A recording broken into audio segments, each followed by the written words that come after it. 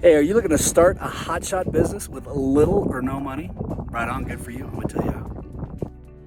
As entrepreneurs and business owners, we know that if we have a clear plan, anything becomes possible. And if you can have a clear plan, a clear process to create that plan, and a way to create clarity with your partner or spouse, you can drive to amazing heights. All right, so I am coming from the high country today. Very, very fortunate we get to do business the way we want in this day and age. Freaking awesome. So if you're thinking, hey, I'm interested in doing a hotshot business, cool, good for you.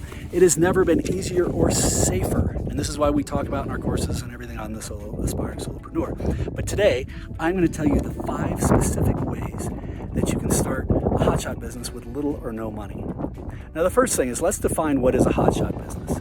Typically, this is quick, over-the-road, higher end, higher pay, but higher expectations for some form of delivery.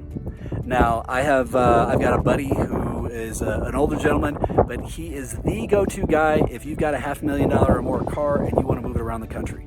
They call him. He is ultra experienced in how he handles it. I have experience in my past life working in the oil patch in different areas up in Wyoming. There are hotshot businesses out there that have very, very high-end and specific licenses that allow them to transport anything from explosives to other types of materials, hazardous materials, when they're driving stuff out to oil or to wellheads in different rigs. But the thing is figuring out what your special niche is going to be one of the key things. So the first thing that you're going to have to do is you're going to have to get your CDL. You've got to be compliant. And then you're going to have to understand the type of business you're looking in. What are the regs? What are the requirements? What are the licenses you may need?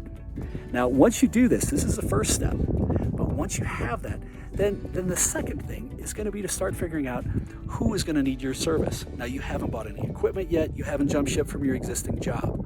But what this is, and we talk a lot about this in the business, is start asking questions.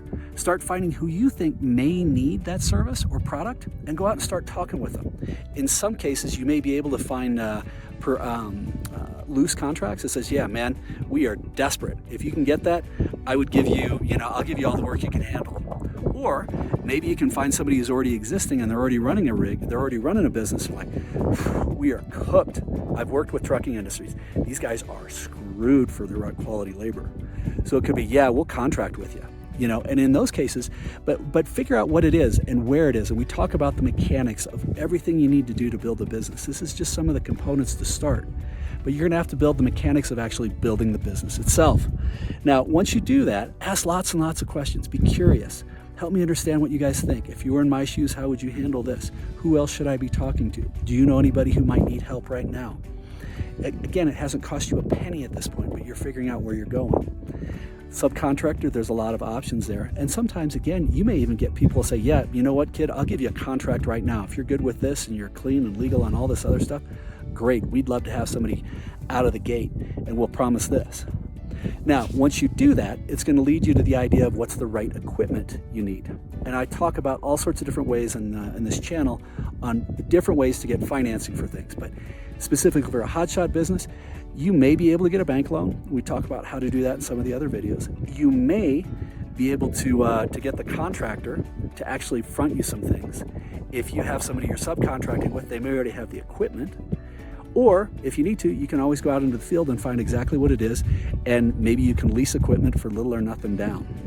You can lease the rig you need, the pickup, the 350 or whatever you're looking at, and then the trailer and the other pieces with it. That allows you to adjust that quick. Now, once we do that, before you actually pull the trigger, one of the big things I ask is make sure you go through and say, is this a no-brainer? And what I mean by that is you should have enough data, you should have enough contracts, you should have enough things just in line to know, should I do this? Is this a good thing? I look at a no-brainer as, would I be an idiot not to do this? If everything is there, it's so tight, great. Then it's time to pull the trigger and go after it. If not, doesn't mean it's wrong. You just may need to keep tweaking it. Look at it a little bit more and keep pushing.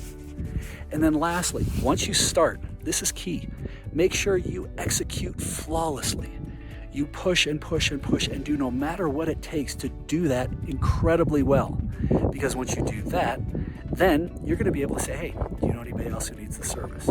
It's going to start repeat customers, and there's other ways to grow it.